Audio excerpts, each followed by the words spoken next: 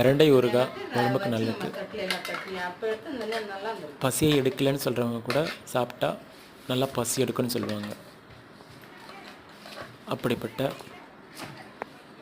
பிரண்டை ஊறுகாய் செய்கிறது எப்படின்னு தான் இந்த வீடியோவில் பார்க்க போகிறோம்.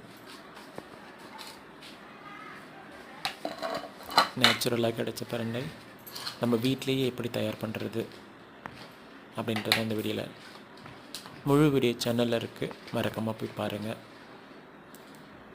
சப்ஸ்கிரைப் பண்ணி சப்போர்ட் பண்ணுங்கள். லைக் பண்ணுங்கள், கமெண்ட் பண்ணுங்கள், ஷேர் பண்ணுங்கள்.